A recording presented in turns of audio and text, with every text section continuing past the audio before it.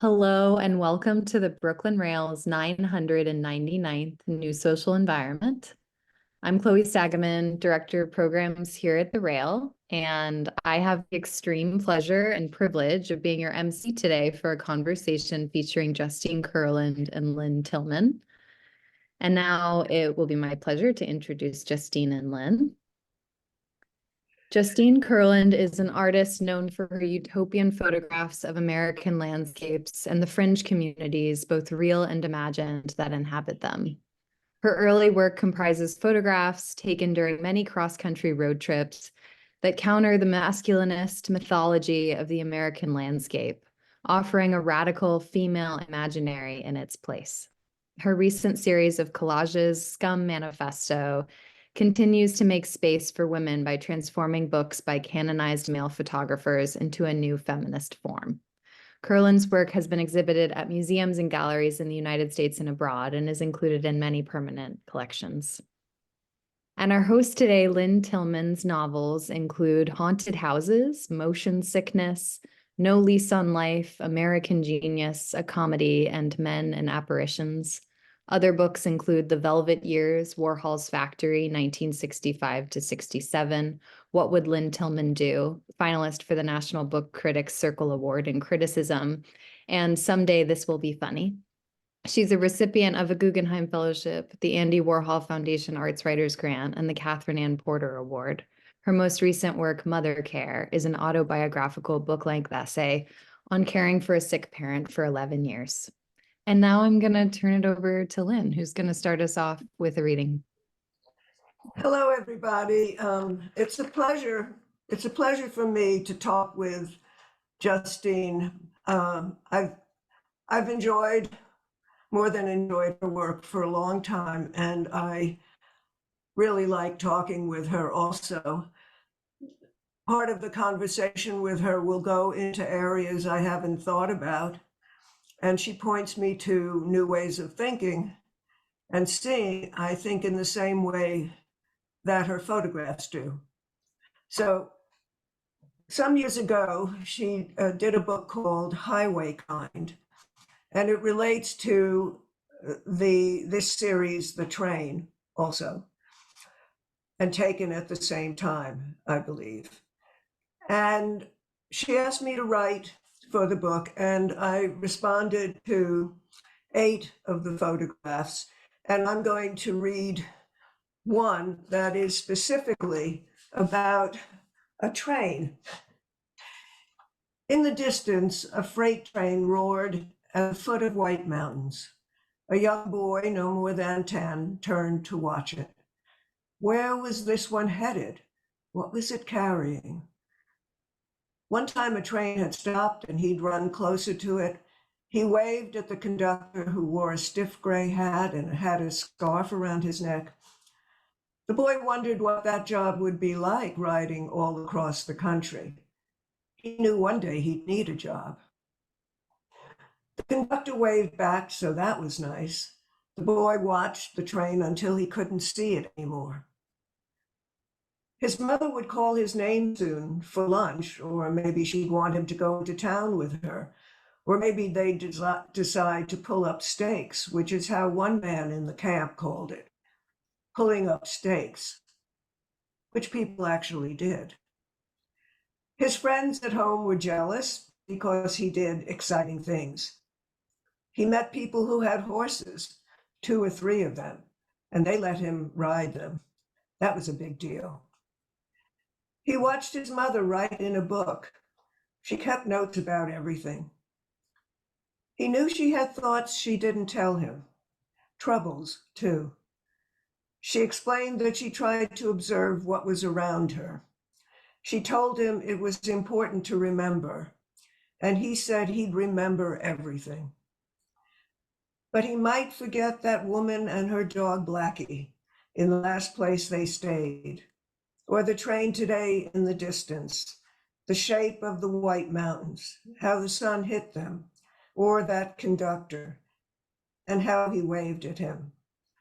His mother called his name, and he ran to her. Yeah, that's so beautiful. Thank you. I wanted to talk about the train with you, Justine, which is the subject of your new work and the new book. Years ago, when I was friends with Carolee Schneemann, she had made a film called Kitsch's Last Meal. And the film starts, I believe, now it's a long time since I've seen it, with a train coming forward.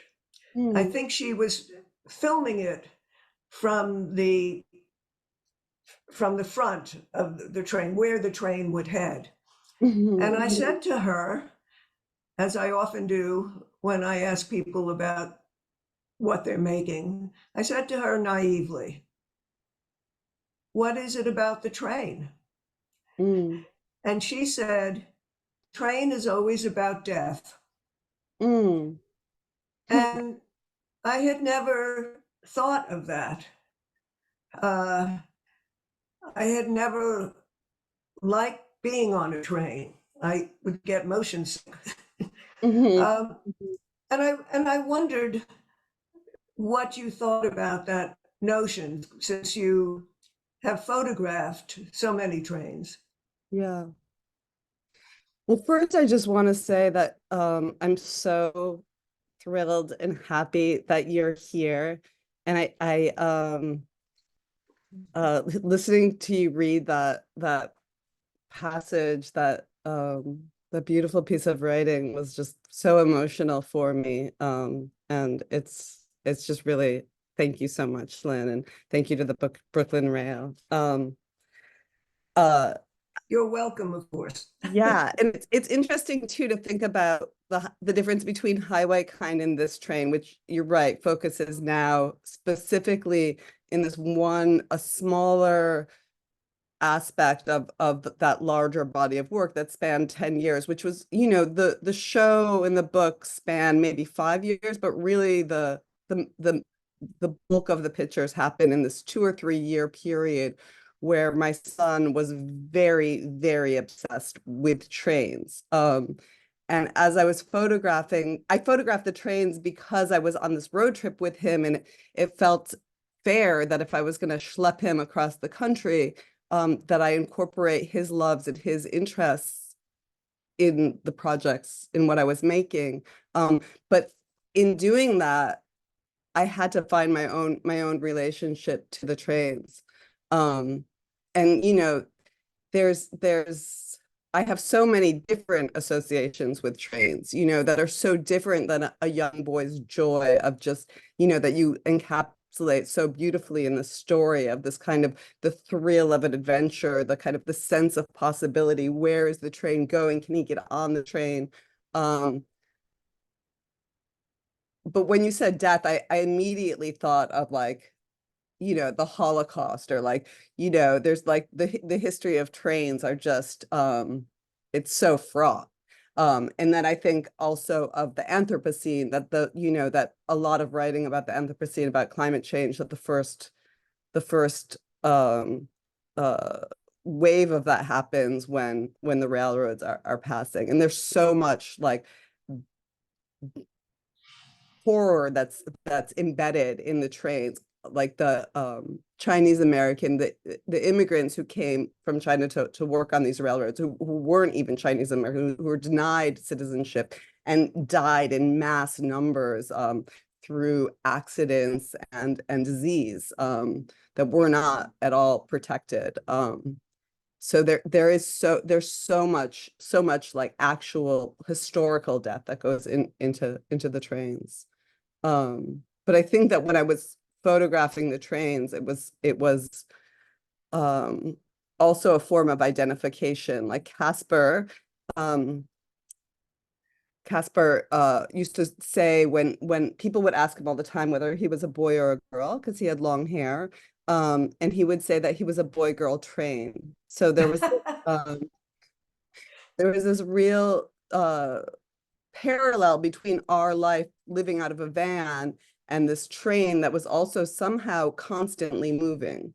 So there was that too. There was that's so interesting, Justine, because how old was he? 3? Well, he was 6 months old when I started taking him on road trips, but he was about 3 when he started loving trains, which is bizarre to me how he got to trains, because I didn't introduce him to like gendered toys. He kind of found them on his own. It wasn't something I tried. But yeah, so 3. My father gave me a train set when I was 2.5. And I think he was very much, he had wanted a boy, he had 3 girls. I was the youngest.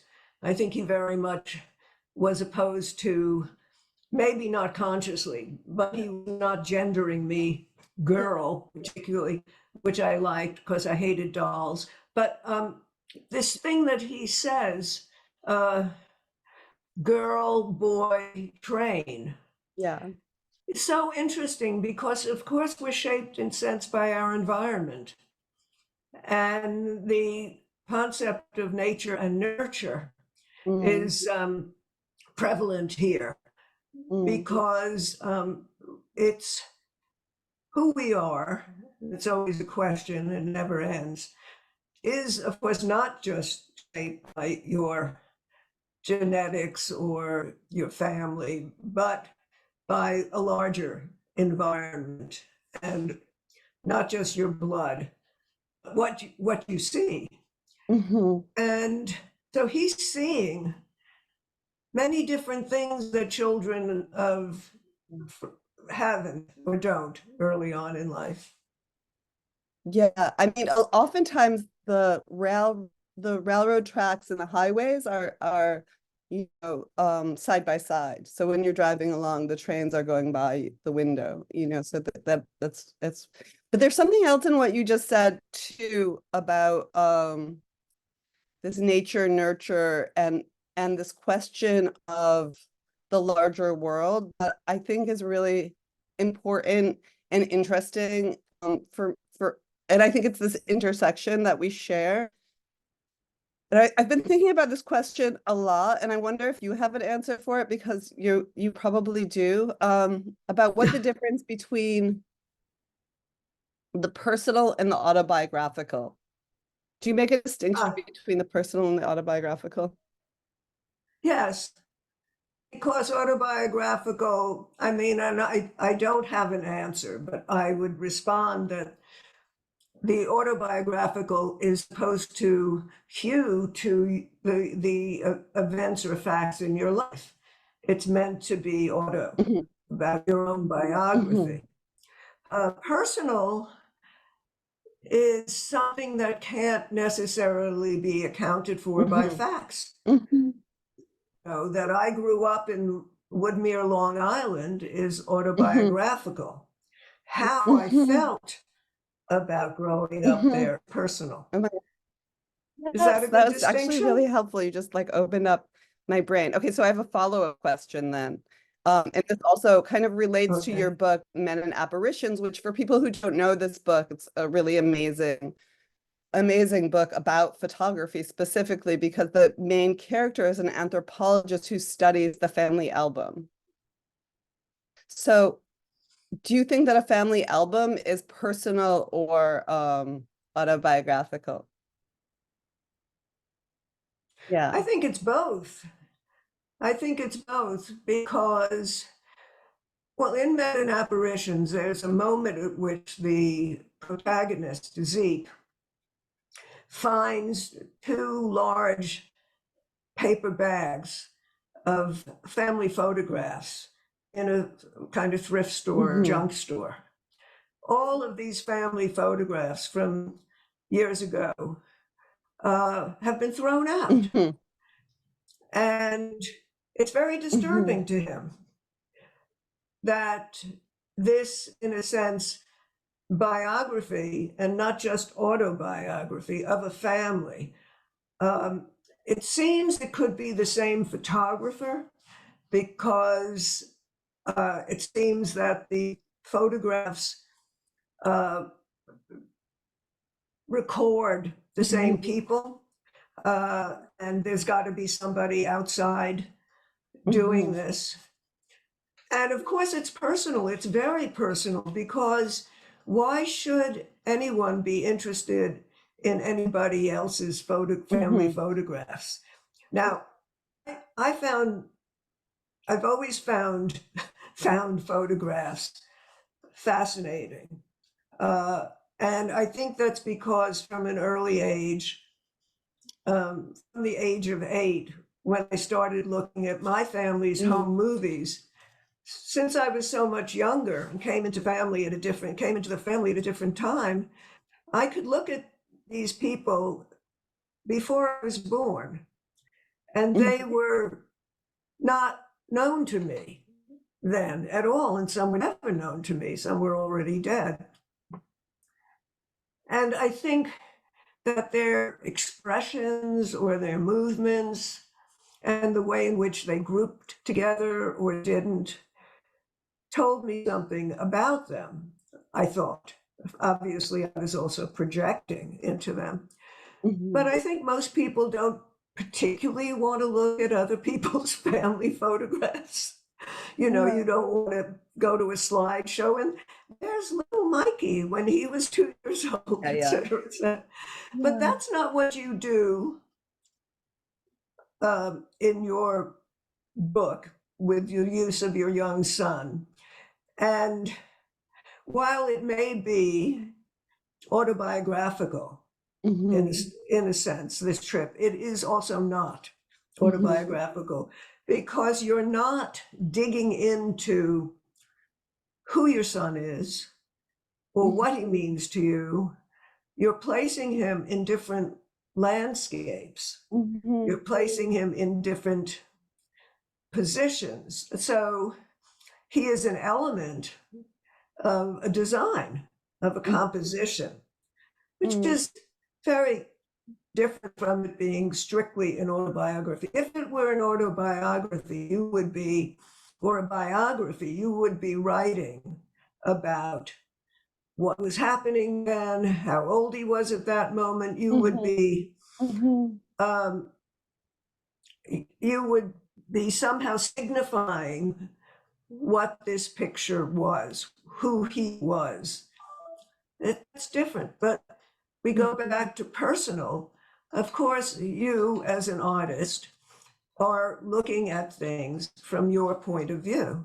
Right. And point of view, whether it's in writing or in photography or making any art, is essential to the project. These photographs led me to think about landscape. So I didn't do as much research as I wanted to do because it's very hard for me to read, not being able to wear my glasses for a bit. And I thought, why did landscape as a concept come about? And In the work. I looked up, when do we think landscape really began? And it was in the Renaissance, in the 16th century. And you could say a lot about humanism and the othering between the human, you normally called then the man, and nature. Man objectifying nature rather than simply being part of it. It's you are objectifying this scene. And the person who apparently named this, I just looked up his name, Otto Schluter. Yeah. He made two brilliant definitions or ideas, one of which was natural landscape, and the other was cultural landscape. And I thought, thank goodness, this is what I think I've been dealing with my entire writing life, is cultural landscape. Yeah. Well, maybe that we don't even, I mean, it's important to have the distinctions, but it's also really gets tricky to figure out where one ends and the other begins too, you know. Oh, yes. Yes. But I think that the photography has a really problematic relationship to landscape. I mean, when I started making photographs on road trips, you know, I was in graduate school, I just learned how to drive. I was coming from New York City, so I never, like, I didn't have a car as a teenager. And it was the most exciting thing to like suddenly be able to drive. Do you drive, Lynn? I feel like you don't. I did for a Okay. I did when I lived on Long Island, and I would sometimes drive into the city when I went to college, Hunter, until I moved out. But I hated highway driving. I was terrified. Yeah. Speed, Yeah. you Oh my know. God, I love it.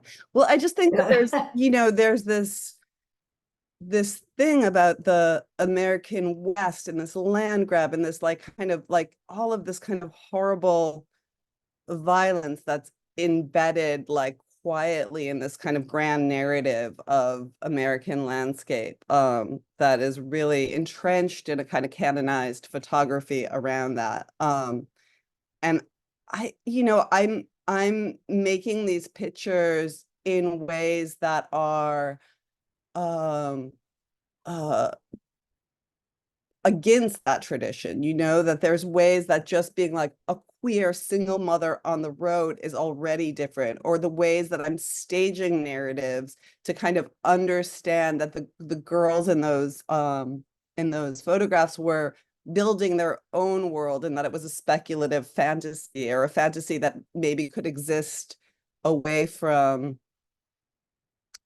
away from a more conventional idea of American mythology, of our mythology of ourselves. And I guess that thinking about that, and like now it's interesting that this double-sided frame is coming up, which is a really important element when I was making this work, to think about double-sidedness. And this really brings me to your writing, and maybe we could talk a little bit about mother care. But this a type of ambivalence that you have, and a way that you have of breaking open grand narratives, like specifically in mother care, where you say at a certain point that you don't love your mother. Like that was just like, you know, shocking to read that as a, you know, and of course, what is love? And you're caring for your mother, and there's like all of this kindness and support and empathy you have for your mother. But there's also ambivalence. Can you? I don't think I had empathy for my mother. I think it's really, I mean, everybody is using the word as Mm, if it can be used. mm, Um, I think empathy is very much about your own position in relationship to others. And I think I hope to feel compassion mm, or want to be generous to others, but can I really understand another's suffering? I can understand suffering, but I can't necessarily understand another's suffering. I haven't embodied it. Let's put it that way. So I mm. had compassion for my mother. And Justine, you know, bringing up that sentence, Yeah, I no, didn't love my mother. I knew that people might find it odd or something. I didn't realize how transgressive it was. mm, mm, People were really upset. Viewers were some of the reviewers who were very were very judgmental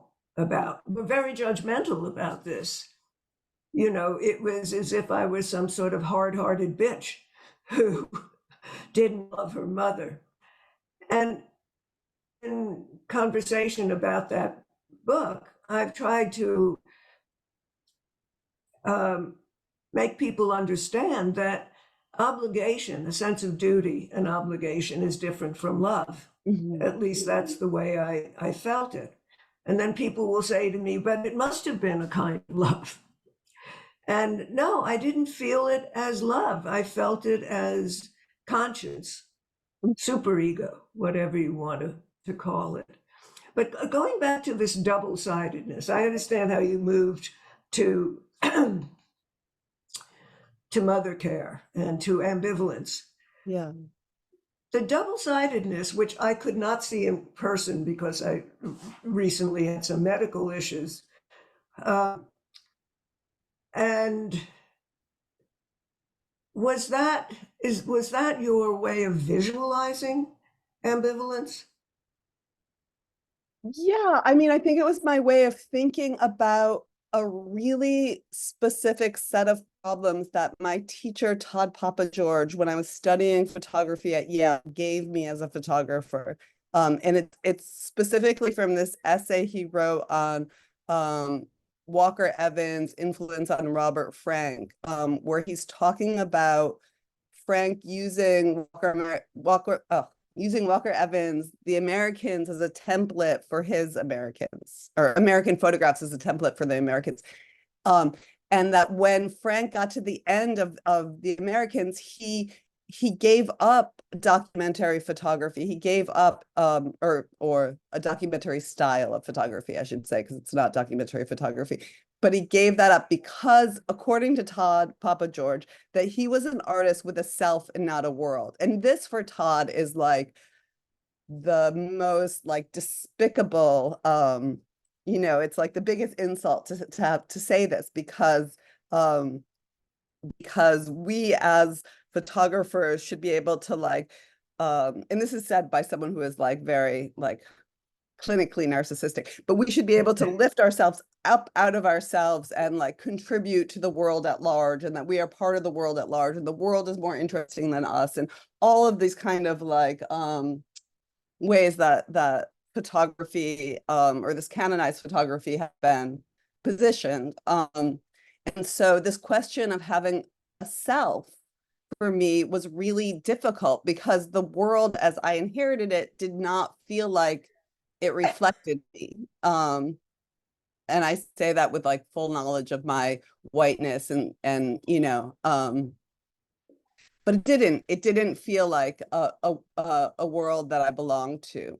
So this question of asserting a self seemed legitimate to me, but I continually kind of move between these kind of, here we have the sweeping view of the Feather River Canyon, this kind of like seemingly objective God's eye picture of what the world is. And how do I reconcile that to a person with a self, And so those questions, so then we have this picture where it's like Casper was playing on the top of my van. He fell off. This tooth got knocked out of his head. Thank God it was a baby tooth, but it wasn't just like a loose tooth. It broke out. His blood was gushing out, And so it's like this moment of like realizing that I suck as a mother, that I put my kid in harm's way, that he like got hurt because I wasn't, I wasn't watching him close enough when he was climbing on top of the roof of the van.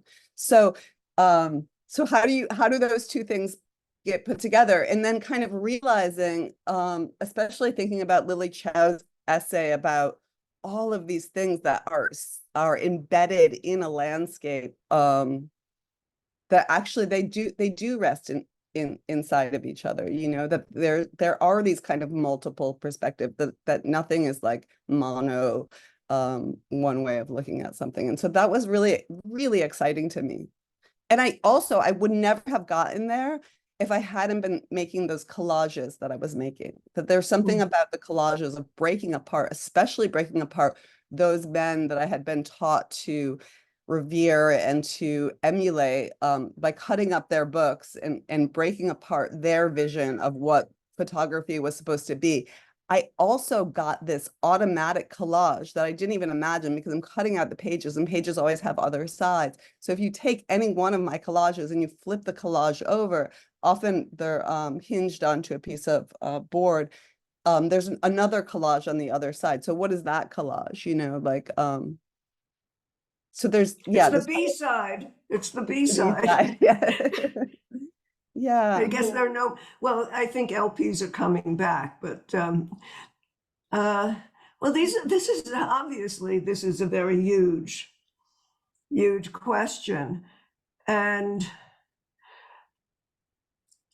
years ago, I did an essay about on a show, a Madame Realism essay for Art in America, on a show that was in Washington, D.C., I guess at the National Gallery, of English paintings from 19th century, mostly 18th century, which landscape, and was called something like English houses. Meanwhile, they were castles, but they were just called houses, which I think is part of the way the Brits downplay Yeah. what they have, including their intellect. You know, they're never intellectuals because that seems an elitist position. But so looking at these landscapes, I realized it was about ownership, property. And I think one of the things when I look at your landscapes, I don't think about ownership. I don't think about this as someone's property. And I don't believe in the concept of transcendence. I do have a feeling for the sublime. I don't think we ever get out of the systems in which we live. I think we can indicate a desire for that and hope not to replicate it in relationships, let's say, or in the way we make art. And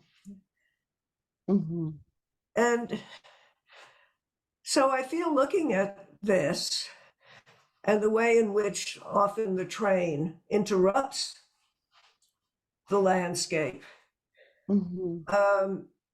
And it doesn't, I mean, as you said, the train is a very multi-meaning thing. You know, the idea in America of going west and the train, the iron horse, I think it was called in the 19th century, being able to allow new Americans to take the land and to make it theirs and to push off indigenous peoples and to use immigrants to work for almost nothing in very dangerous jobs. I mean, I think in the 19th century in England, which of course underwent an industrial revolution that forever changed it, and now we're in a different kind of revolution technologically, you begin to have labor laws and child labor laws with, in part because of this industrialization, because of the train, because of the steam engine, all of these seemingly wonderful inventions. But more and more, I think, and I'm certainly not alone, all of our inventions and innovations have the other side, the B side, have that side that isn't bringing good stuff. Like your photographs, it's so hard to talk about what you experience visually from something. But I find, actually, when I was reading that story I wrote for you, the sadness in these photographs, having those train tracks interrupt this, what was, you know, a beautiful scene, recognizing that Native peoples here had reverence, which we don't have. And if we only have reverence for so-called nature, because it's been made into an art, a picture, that's very troubling. If reverence comes from photographing it. Is that what you're saying in some sense? Oh God. Yeah, I mean, I'm definitely talking about this shadow side, and the troubling history of landscape photography, And, you know, when you were listing all of the like with England, with the labor laws, I mean, the difference with the United States, like, you know, the Chinese Exclusion Act of 1860, like the laws that came into place because of the Asian immigrants that the Chinese immigrants that came and worked on the railroad, the laws that came into place actually prevented their wives from joining them. You know, it limited how many people could come. They were laws that really kind of made a type of white supremacy more systematic in our laws. I mean, entrenched it further. So So what are we looking at when we oh look God, I at don't know. a photograph like the one that's on the screen right now, or on my screen anyway? Well, Snow and a tree in the this is foreground and fir trees and mountains in the and a place where people ate each other, right? Because they got stuck, like Donner yeah. Pass, right? Um, Well, becoming quote unquote civilization was not exactly a happy picture, was it? I no. mean, I mean, so much violence, so Yes. much violence, which I have to say, I have to admit, I found in your cut up male Yeah. photographers' pieces. Yeah. Um, and it's curious how to handle anger or violence in art, isn't it? But I think that there's also something, okay, so like here now we get to this picture where, I mean, it's like I'm putting flowers in my son's hair. There's like, you know, there couldn't be anything more like joyful than that, you know? So, and the thing about collage is it's like there's the violence of the cut, but there's the repairing of those pieces through glue. You know, you don't have collage without the glue or some kind of way of binding those pieces together. So But you, excuse me, but you can't see really what you're doing when you're putting flowers in um his hair. That's very different. true. Well, I mean, throughout the groups of photographs, I mean, there are photographs that show acts of care. Sometimes care looks like cutting up an onion for dinner, for hippie stir fry. Sometimes care is like uh, you know, I don't know, it looks like all different ways, which also, you know,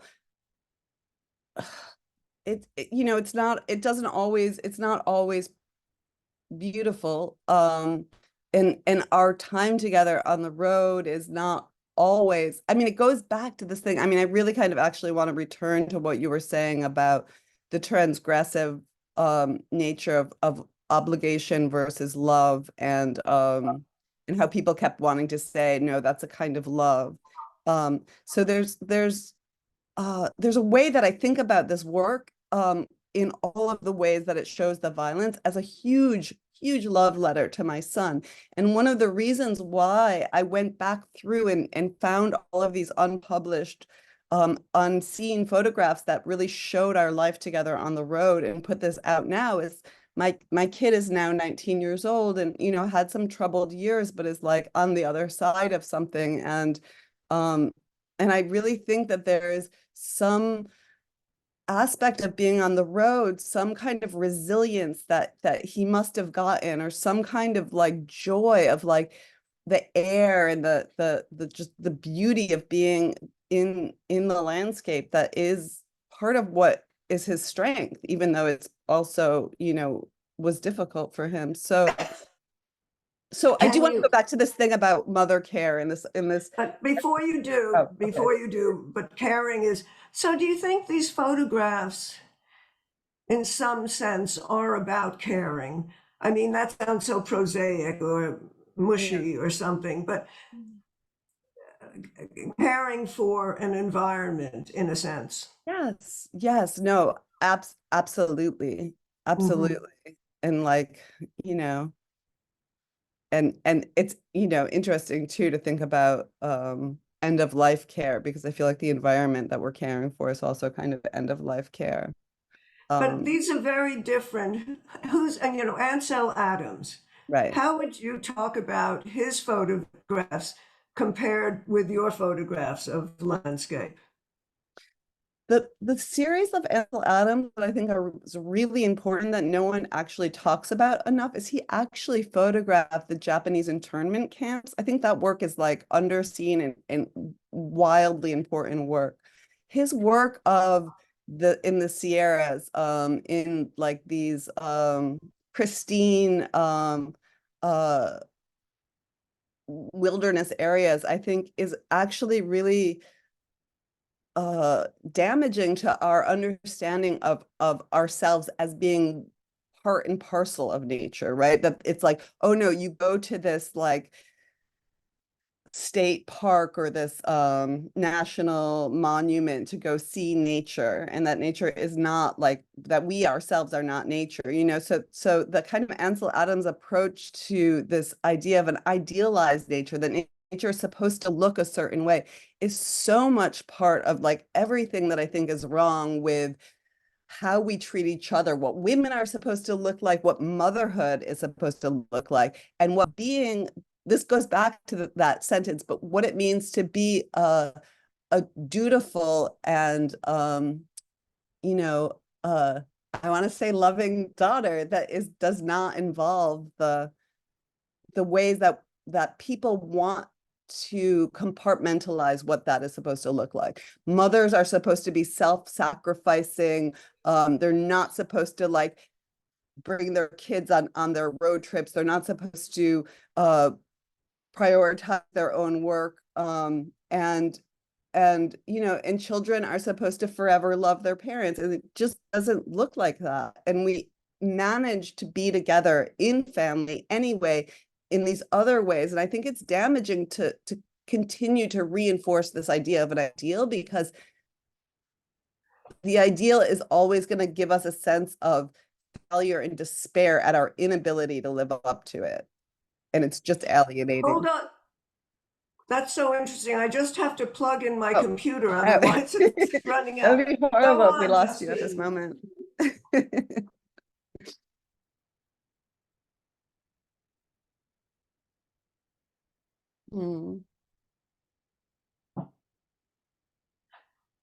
There's so much stuff you said, Lynn, too, that I just want to kind of even go back to, that I feel like the conventions, I'm walking toward the plug. Yeah. The conventions, all of the conventions in photography, in motherhood, all of these conventions serve something and have come about over time. And what fascinates me is the extent to which those conventions can be broken. Mm-hmm. Being a different kind of mother, being a writer who's a woman, who doesn't write only about husbands and wives or relationships, or, I mean, things like that, that sound so simple. But they're not. Not having the kinds of relationships that are usual. I mean, I think of Simone de Beauvoir and Jean-Paul Sartre, that they lived in different apartments, that they had lovers, and they were together, until Sartre died. I mean, it's not the greatest example, I guess, but it's an example of living differently, and most of us don't. Or many of us try to do things differently. For instance, I have a partner. I'm very rarely seen with him. People think I'm single or whatever. I don't care what they think. But it's very curious how my not bringing him to a dinner party or whatever is considered by some very strange. But it's just not a way that I could ever live. But let's go back to your work. Let's take this picture of you and your son. Yes. You're near a railroad track. Mm-hmm. Why is it I find this so moving? What is it about, and this is different from Ansel Adams. Mm-hmm. I mean, I haven't, those photographs of Japanese internment camps sound so important. I have not yet. Yeah, there was very seen. little known. Mm-hmm. No, I we think did about him go as to like an the moonrise over the Sierras or whatever. Yeah.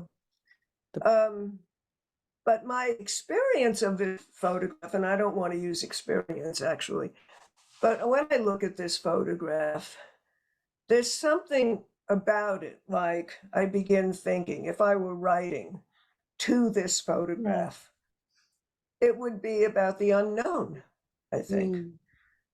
It would be, not knowing where this goes and just being in the world. And even if you think you haven't been part of the world in some way, Yeah, of course no, you of have course, been. of course. No, I mean, I'm not saying, it's more rhetorical, how we feel about our existence is, I think, usually pretty terrible, at least from my point of view. Yeah. Yeah, I mean,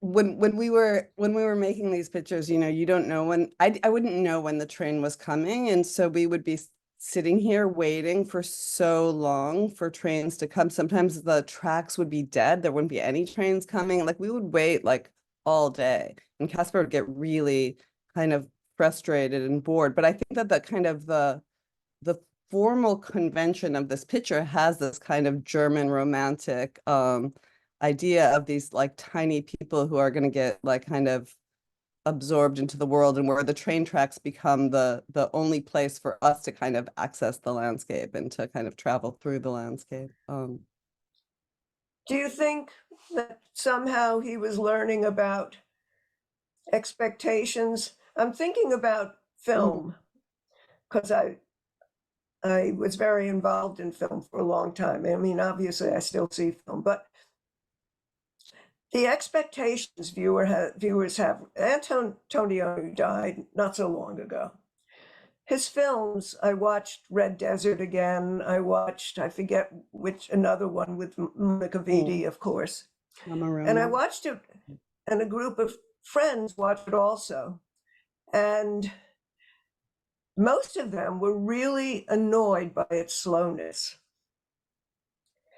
And I was okay with it, which is not a virtue, just saying that it didn't bother me. I mean, I didn't mind those long takes. And this is like a long take in this photograph.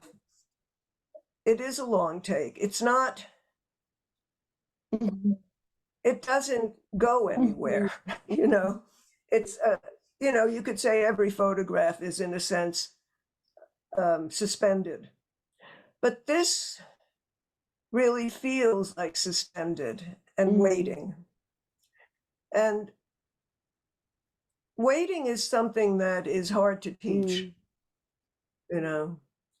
It's very hard to teach. Look at this angle. So you're photographing this on the side of the mountain? Yeah, I mean, it was a long time ago. I can't remember exactly where I was standing, but yeah, no, we'd be hiking around in the mountains. I mean, it's really, I would go to places where I would follow these, it was like early 2000s at the beginning of the internet, but there's all these kind of web-based user groups of rail fans. And so I would look them up and figure out where like kind of designated scenic spots of looking at trains were. And I would go to those places to see what what the kind of convention of the train was and what that was. Usually it had to do with innovations of engineering, like to cross a mountain path that has a certain grade, and the train has a certain amount of like horsepower and it's pulling a certain amount of tonnage, it can only go at like this angle at a time. So there'd be these like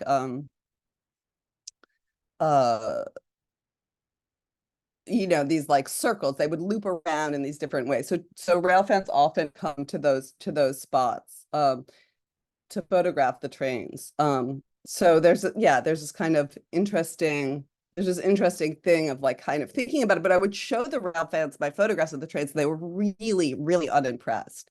They, there's all of these conventions about how you're supposed to photograph a train. It's supposed to be like, they really thought I was an amateur about it, but it was because I wasn't as interested in what they were interested in about the train. So, there's something kind of destabilizing about this picture that I think is what I gravitated towards.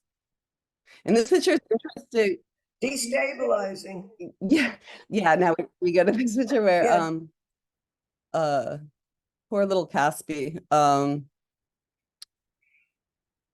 was just like, he would get fed up. He'd get fed up on these trips. He really did. It was like, it was hard, and like when you were saying, what did he learn, and I think about the troubles that he had as a teenager, and, I want to be very respectful of his privacy, but, part of what I learned was like, do not put dust on the camera. Do not eat the Skittles you found behind the toilet in the gas station. Do not, any number of things that were like really, very anxiety ridden, so there's, there's that side of it. So the thing about the pictures, but I think the next picture, if you go forward, it's not, so here's the train one, but the next one is me. So I'm at the same location, and these two pictures kind of rest side by side in the book, and happen within seconds of each other, where you see like my I'm probably angry at him, I'm probably frustrated, I'm probably also like we were together for 8 months of the year on the road, 24/7, no other person helping me, just together. It was pretty brutal. So that's also in these pictures, which for better or worse are maybe not the best way to raise a kid. Who knows what the best way is to raise a kid? What about kids who grow up on movie sets, their parents taking them, or theater kids, or kids who are just like stuck inside and like in front of video games in the suburbs too. That's not so great either. I mean, it's odd how the different objects only really define a period, and other languages come about, and ways of thinking in relationship to the objects. But we change and we don't change as human beings. I read histories and biographies of people from the past and just wonder what kind of things were bothering them. Did friends upset them? Did they have any, look at all the paintings where children are dressed exactly like adults. There was no childhood as we know it. Yeah. No, what's good, what's bad.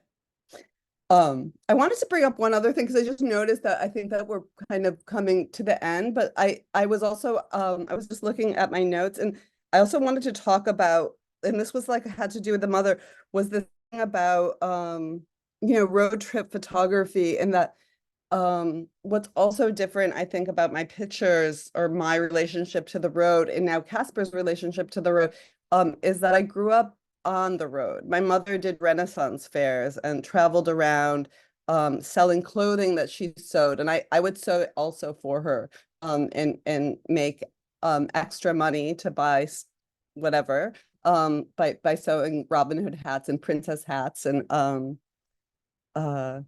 peasant blouses. And so the very first event, not this van, but the very first van that I got was my mother's van. And I knew how to like build a bed in the back, and I knew how to be on the road and because of those Renaissance fairs. And so it's really kind of an interesting thing to think about. I've talked about before, like there wasn't other models of women road trip photographers when I was doing this. I was actually, I think around this time, I was in an anthology of road trip photography. Isa Bing is in there. But it was, and I know that there were more women, but we just don't see them. So I just think it's interesting to think about these other ways of kind of coming to an idea of road trip photography that's not about this kind of history of photography, but that we bring these other histories. And I think I just think that's really important. And I think it ties a lot to your work in the way that you address stories of your family, and in Men and Apparitions, where the character is talking about these kind of through lines of family continuity that the family album is part of. So I guess I'm just kind of wrapping that back around. I just wanted to like spit that out there because I forgot to say it, but there's not really a question for you in that. But I did have other questions about. Well, this is the other thing, Lynn, is I know that a lot of people we talked a little bit about care, but I know that there are people here who are really interested in your book, Mother Care, and you've been really like making this more about me, which I appreciate. But I just want to say that like that book is about 11 years of Lynn's like nonstop.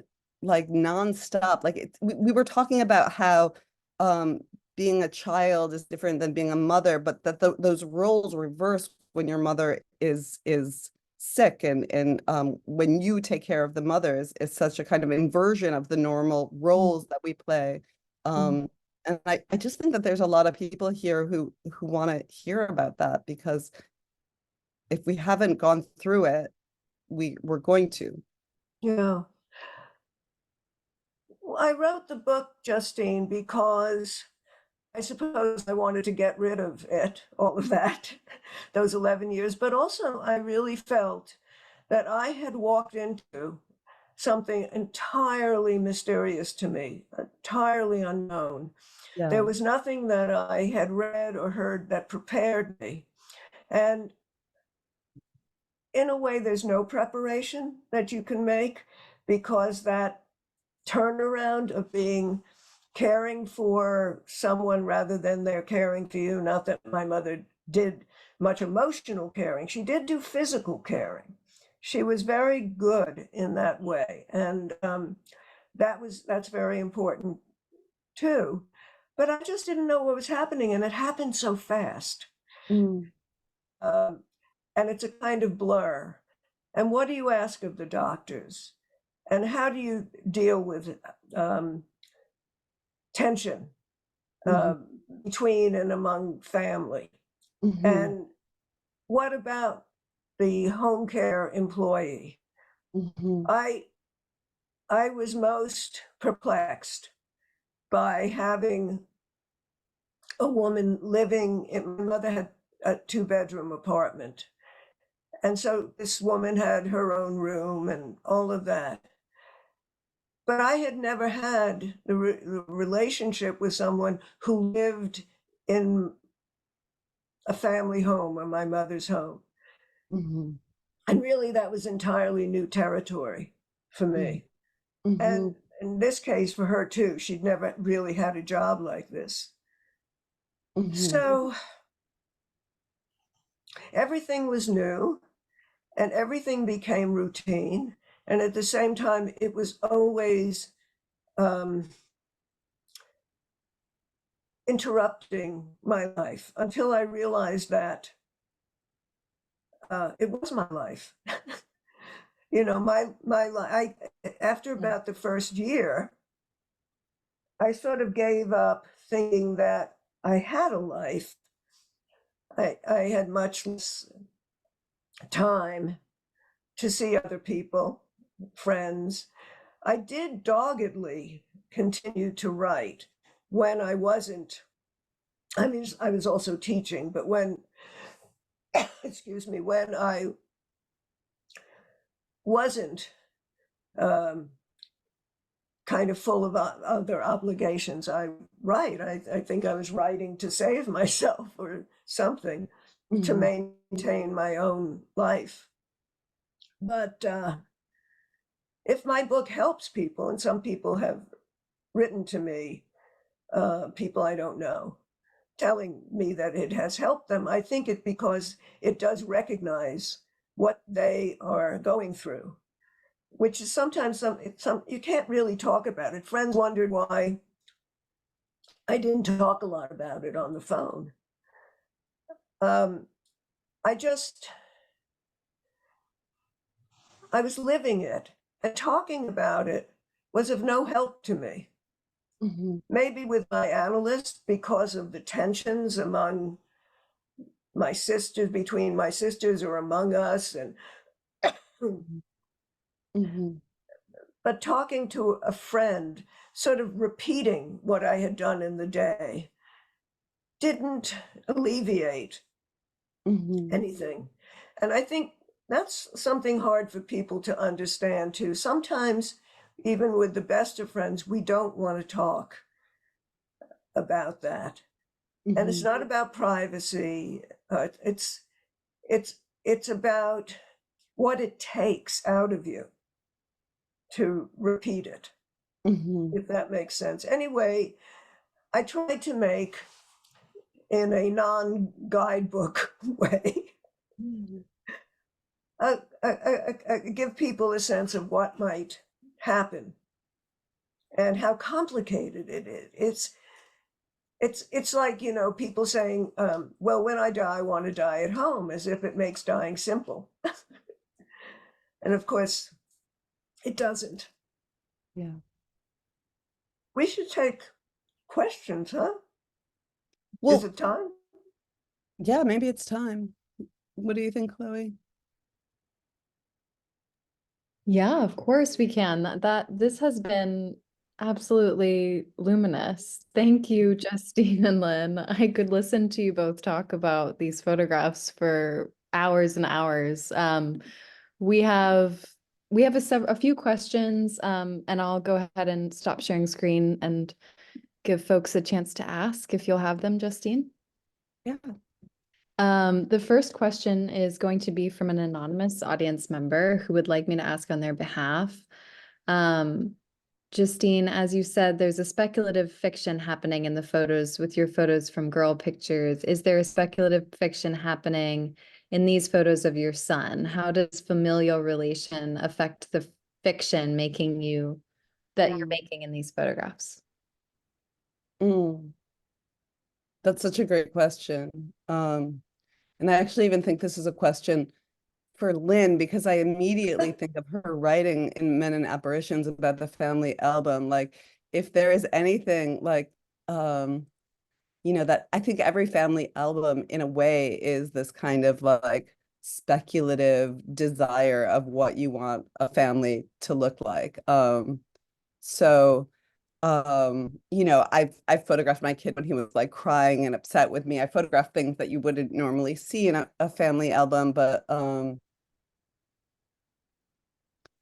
I think that the kind of the idea of the photograph to imagine a future, you know, is really embedded in those pictures, and to kind of imagine trains also as a kind of like Casper's like journey into the world, and so it's definitely there in a like in less of a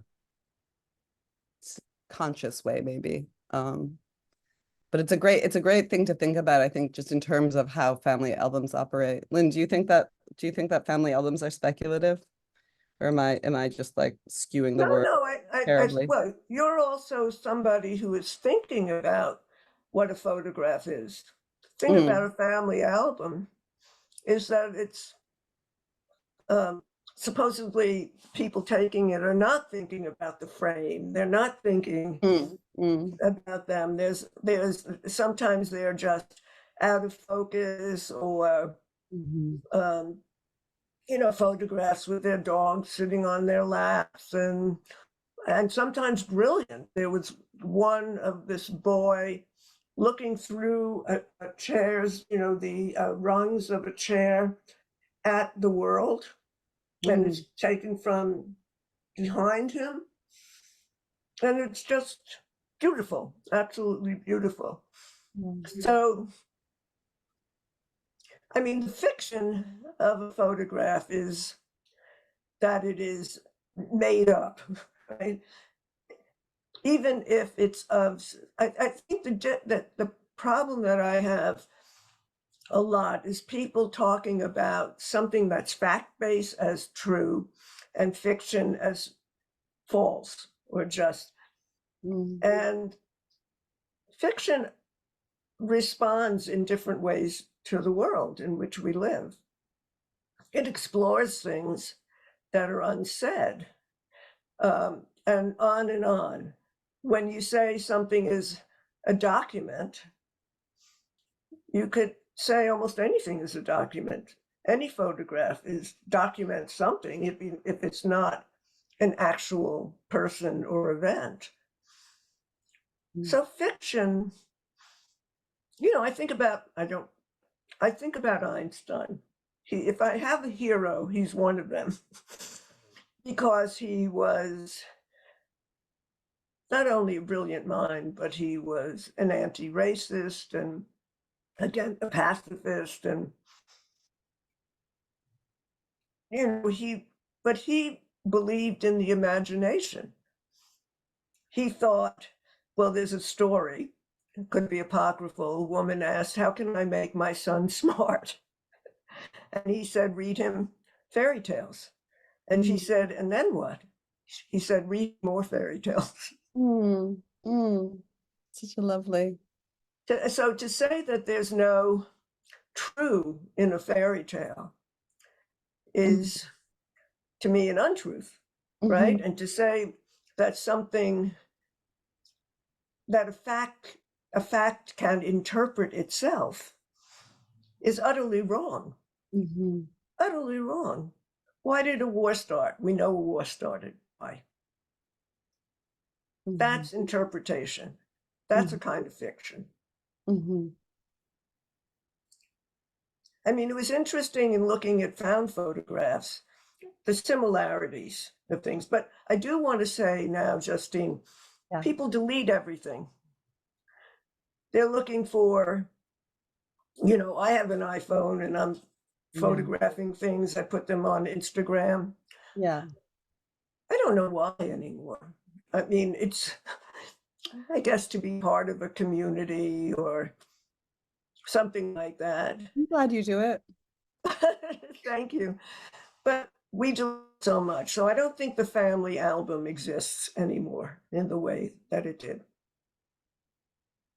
But even the family album, you would take 36 pictures and you only put one of them in the album. There was some deleting back then, no? Oh, yeah. My mom threw away all her negatives too. She just thought it was part of Really? Yeah, she didn't think they were important. You had an unusual mother. Yeah. I mean, she didn't even have a camera, honestly. Like there was times where she might have had one, but she didn't really care that much about photographs. I had a very unusual mother. It's true. You did? Yeah. Lovely mother. But... That's great. Yes. Yes. Are there any other questions from? There are, yes. The next question is going to be from GE. GE, I'll give you the chance to unmute. Thank you, Chloe. Thank you, Justine, and thank you, Lynn. What a conversation. I sense fundamentally, excuse me, I'm so sorry. I sense fundamentally that what we want is connection, and that really is it's the most meaningful when it means connection to others, to our own otherness. Are you seeking to explain with your project overall or were you seeking to explain, I should say, this kind of focus on being connected to nature and of course the inner self and to clear energy in the moment and so on? You're asking that about me? I thought at Yes. first you were talking Yes. to Yes, I am. Lynne about her connections. Mother care, but yeah, I mean, um it's interesting though in a way, because what I didn't talk enough about the difference maybe between highway kind and this train, where this train pictures are almost like pictures that were made on the periphery of these what I would have considered my more serious projects. And this is something that I thought I would talk more about, but I didn't talk about, which is that I'm old enough to still be coming from, like, I remember Casper's father, who knew I was photographing Casper, said to me, like, who do you think you are, Sally Mann or something? And that was a diss, right? There was something like about which I thought of as a compliment. I love Sally Mann, but that's not serious enough. So I think that there's these yearnings that I've had throughout all of my pictures that I think are all about this kind of idea of, like, with the girls, with all of the projects, are about how we form our interrelationships, how we negotiate being together, how we treat each other and the ground we stand on, and resources, and how we value the earth are all so interconnected. But it's interesting. I can't really say that, like, I can't remember how you phrased it, but I can't really say that it was that I thought I was explaining something about that, because really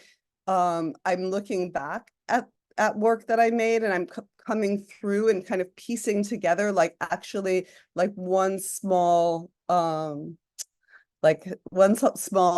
theme in this kind of larger in the point that I was making them. In just talking now, I was thinking, Lynne, of what was the time between when your mother died and when you wrote Mother Care? Like, how long was the difference between those two? 13 years. Oh yeah. I started to write it about a year after my mother died, and I was thinking I would just write a short essay. But after 14 pages, I knew that it would be a much longer work. And I thought to myself, why the hell are you writing about these 11 years now when you just got through them? So I kept working on a novel I was working, which became, well, I finished that, and then I started something else, going into, I don't know, other things. But after whatever it was came out, I thought, now it's time to go back to Mother Care. And so COVID and lockdown was, unfortunately or fortunately for me, I could use that solitude. And I have to say, it was the easiest book I've ever written. There were some sticky points, and that I really had to figure out how to work. And basically, it was about sensitivity in various ways. One thing that happened, one of my sisters stopped speaking to me. Oh wow. Yeah, without reading the book. And Yeah. Anyway, I don't want to say anything more about it, but Yeah.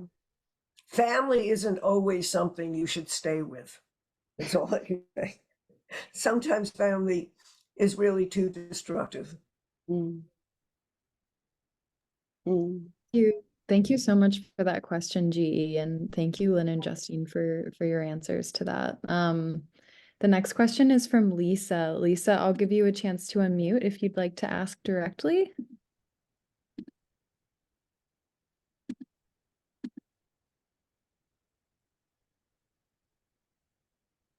Hi, Lisa. Can you hear me? Hi, hiya. Hi. Hello. Thank you for this wonderful conversation. Um, I was thinking about something and I thought I'd just put it out there. Do you think, Justine, that there is a validity in stating that there is a photographic practice that's exclusively for women, really, in which many women photographers have used their status in their life over the course of history to create their art within the confines of their acceptability or their opportunities or for just convenience? I'm thinking of people like Anna Atkins, Julia Cameron, Tina Barney, Sally Mann. Is this something that you see as what you were doing when you were working with Casper and traveling? Was there something about this being what had to happen because of your what was going on in your life at the time? I'm so glad that you asked that question because it's I was thinking about this talk and I was thinking that maybe we would end up getting to something. So when I did Highway Kind, I remember being in a conversation with Leslie Martin, who was one of the editors at Aperture, asked me if my pictures look different because I'm a woman making them. And I felt like so turned around by that question. And I think that you phrased it in a way that's actually much easier to ask, but for whatever reason, I wanted to kind of like put this other kind of proposition in play with that, because it's this, I think there's this really interesting way of thinking about a kind of masculinist, a male perspective of picturing the world, as certainly through canonized photography, which is amazing when you think that Anna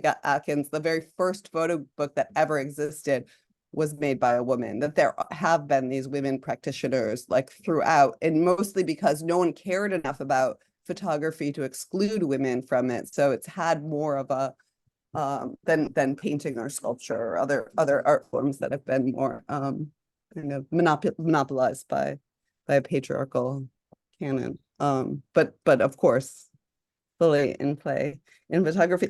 But yeah, I mean, I think that at the time I was like, yeah, they look different because I'm a woman making them. And then I was like, oh wait, like that's so like you know, biologically determined, and like I was like, what is like having, you know, and I kept going back and forth, and then I think about like, oh well, you know, just even the context of like, you know, being on the road. And I had a teacher who once told me that my superpower was that I was willing to put myself in a position to be raped, which was like a horrible thing to like, I wanted to be told that I was, you know, great with light or something, but unfortunately that was what my male teacher had told me. But you know, so yes, I mean, everything has to be different, but I think that specifically in my work, I am taking on these questions of what motherhood looks like, or what a community of like, you know, girl pictures could be seen as a lesbian separatist community, really, right? Like, I mean, I'm taking on these fantasies that I think are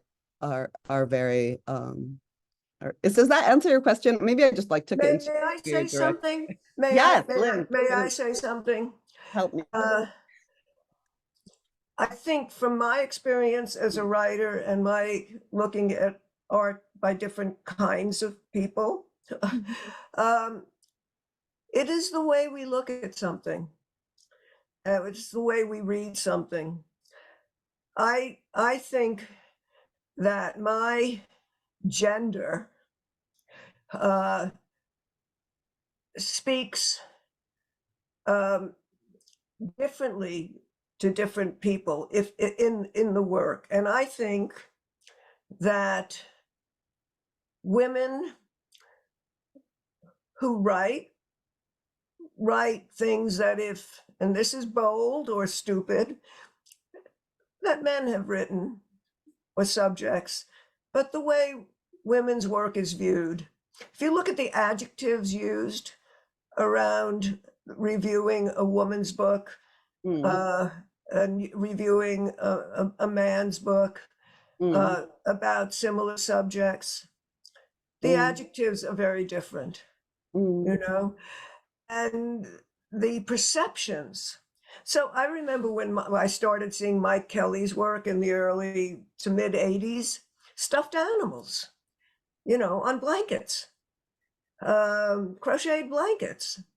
And I thought, wow, how interesting. No one is talking about this in the same way they would if a woman did that. And it's so obvious to me. I mean, there have been scientific experiments, or scientific, but experiments, where school kids or college kids are given a piece of writing, and a group is given it being told it was written by a woman, and another group by a man, totally different readings of it. So I think this kind of framing of work is extremely important, but also it's the way in which we women imbibe or incorporate these prejudices, you know, or what we think or can't do. Frankly, Justine, I write against. I don't write for anything. I write against a lot of things. So in Motherhood, you can see, Mother K, you can see I wrote against the concept of, you know, being the carer, what a great sacrifice, and blah, blah, blah. Yes, yes, I really appreciate that. Yeah, writing in opposition. Yeah. Thank you for that question, Lisa, and thank you for those responses, Justine and Lynn. If you'll take one more question, Justine, I have a short one for you. The photographs in this train at Higher Pictures are from a span of time from 2005 to 2011. And I was curious what it felt like to revisit those photographs today, now, when you were making the exhibition. Yeah. Well, you know, it's actually one of the reasons why I asked Lynn about the time span between the death of her mother and actually writing the mother care. I think there's something really interesting that happens through time to your work. I know there's lots of artists who like don't even look at their photographs for like a set number of years so that they can be divorced enough from the process of their making. And I definitely had that experience when I published Girl Pictures, you know, 25 years after I had made them, where what's important about the work is different than what was important to me at the time of making them. And I think that in the distance, a lot of the kind of there you have a different perspective on like the choices that you made, or you have a, like, you know, what is that called? Hindsight. You have some hindsight in what was going on, that, like, you know, artists work intuitively. So with time, you can kind of understand, what you're doing. So I think that's just really, important to the work. But it was also like a super, bittersweet moment, because I said I wasn't going to talk about this, and I'm not going to talk about it, but there was this 3-year period where I didn't speak to Caspar at all, from 15 to like 18, where you know, his choice that he was going to spend some time with his dad, and it was a time period where I felt like disidentified as a mother, and I would be asked to talk on panel discussions as a mother artist, and I would refuse because I felt like I was no longer a mother. And so there's I guess the kind of the bittersweetness of it is to kind of look back at a role that I had completely, you know, was completely committed to, that I then was like kind of no longer available to me. And then, you know, there's that part of it too. So that's just something personal. Lynn, do you want to talk about the what it felt like to think about your mom after 11 years? How many years was it? 13. 11 that we 11. cared for her. 11 you cared for her, but then 13 before you wrote the book. Right, Yeah. because she died in 2006. And I started to write it seriously in 2019, beginning of 2020, which was also the beginning of COVID lockdown. I guess this is just what I was wondering for my own self, is about this question of mourning. Do you feel like it took 13 years to finish mourning her? I don't think I was mourning her. Okay. I was just relieved. I may have been mourning her when I was much younger, when she was not there for me as a mother, Right. or as whatever a mother is supposed to be. She was not, I don't want to posit an ideal mother, but as, what was that film? And it was Far From Perfect, Charlie Chaplin, his film, The Great Dictator, where Oh, yeah. Hitler is testing out on another soldier a safety jacket. And so he takes a gun and he shoots it and the guy drops dead. Rather and he says, "Far from perfect." Yeah. So I think the mourning probably began then, the sense of loss. Yeah. Thank you both so much for those answers. I think that's going to conclude our Q&A today. Thank you everyone in the audience for your really thoughtful questions. And thank you so much again, Justine and Lynne, for this dialogue today, which has been just wonderful in every way. Such a pleasure. Thank you. Thank you for having us. Thank you. Yes. We'd, of course, at The Rail like to thank the Terra Foundation for American Art, who sponsor our NSE programs and make daily conversations like this one possible. They also support our archive, which you can view on our YouTube channel. And if you're free on Monday at 1 p.m., join us for our 1000th NSE episode, a conversation between Daniel Guzman and Jose Falcone about Daniel's current show at Cory Monzuto in New York. And now we're going to do that thing at The Rail where we throw open the microphones and let everyone say hello and goodbye as you leave. Thank you so much for joining us today for this conversation with Justine and Lynne. Thank you. Bye. Thank you. Goodbye. Thank you very much. Thanks, Lynn. This has been so much fun. Thank you. Thank you, Lynne. And thank you, Justine. Thank you, Lynn. So much, Lynne and Justine. Thank you, Justine. Thank you. Thanks, Justine. Congratulations. Thank you so much. Go see the show at Higher Go Picture. see the show. Oh yeah, see the show.